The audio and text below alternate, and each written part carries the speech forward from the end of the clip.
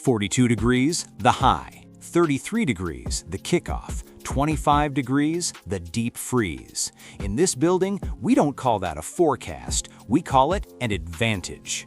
Look up at the rafters. 6 banners, forged in the sleet of January, built on the back of a discipline that the rest of the league simply cannot fathom. After the lean years, after the noise, the standard has been restored. A 14-3 regular season isn't just a record, it's a resurgence. It's the Foxborough fortress being rebuilt brick by brick. We are the number 2 seed. We are the AFC East champions. And tonight, under the lights of Gillette Stadium, the Los Angeles Chargers walk into a laboratory of situational football where the Patriot Way isn't a slogan, it's a death sentence for the unprepared. This isn't just a game. This is a cold-blooded demonstration of the Kraft era's resilience. We heard the whispers that the dynasty was dead, but look at the standings, look at the efficiency, look at the discipline. We aren't just back, we've evolved.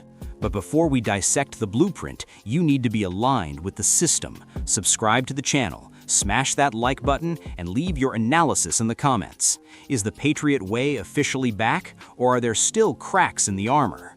I want to see the football IQ of this fan base down there. Heavy pause. Let's talk about the reality of January in Massachusetts. The forecast calls for morning showers followed by partly cloudy skies as night falls over the Route 1 corridor. Kickoff temperature, 33 degrees, a 6% chance of precipitation. To the uninitiated, that sounds mild. To the professional, to the individual who understands the standard, that is a slick, treacherous variable. Multiple days of rain have soaked the region.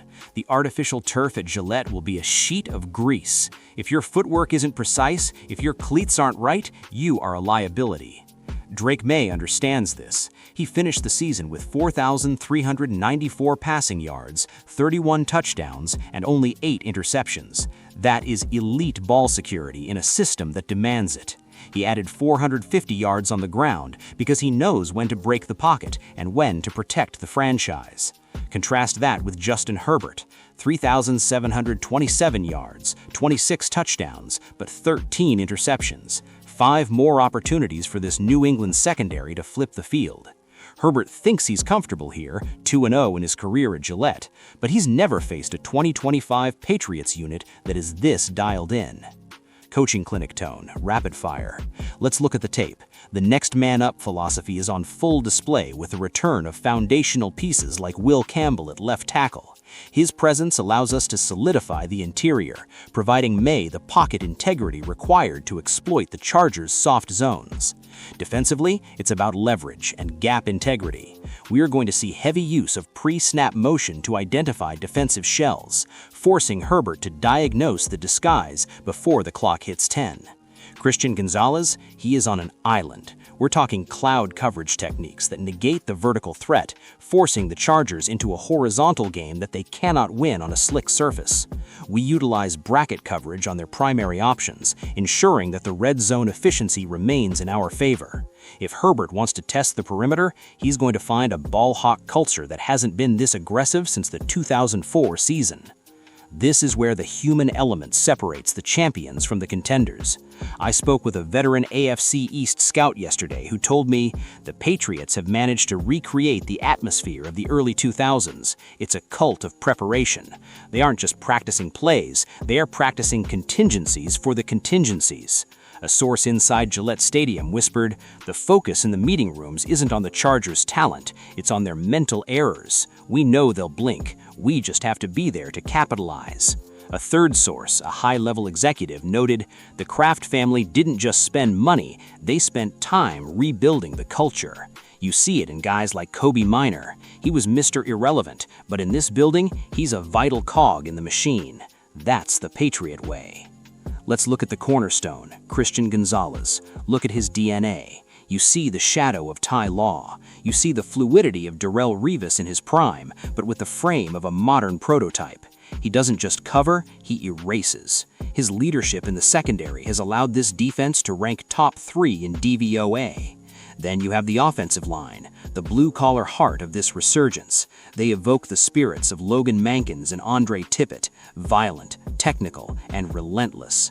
They aren't interested in accolades, they are interested in the line of scrimmage. However, there is no room for complacency. Any mental error, any lack of discipline, and those 6 banners become a weight instead of a wing. The slick turf is an equalizer for a team that relies on speed like Los Angeles. If we don't maintain our gap integrity, if we let Herbert out of the pocket for those 498 rushing yards he's capable of, we are disrespecting the logo.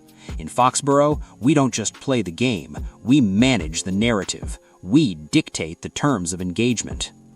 But make no mistake, this is our house. Drake Maye said it best. I look forward to being here at home. We've got a great fan base. We've got a great squad. That isn't bravado, it's a fact. This is a team that has embraced the cold, the rain, and the pressure of the postseason.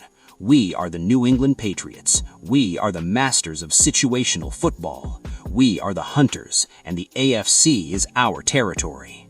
Tonight, the lights are brighter, the air is thinner, the stakes are everything. We will see if the Chargers have the stomach for a 60-minute war in the mud and the chill. We know who we are. We are Foxborough. We are the standard. Do your job. Everything is on the line. The blueprint is set. The execution must be flawless. The next man up is ready. The Kraft legacy continues. This is Sunday Night Football. This is the wild card. This is our time.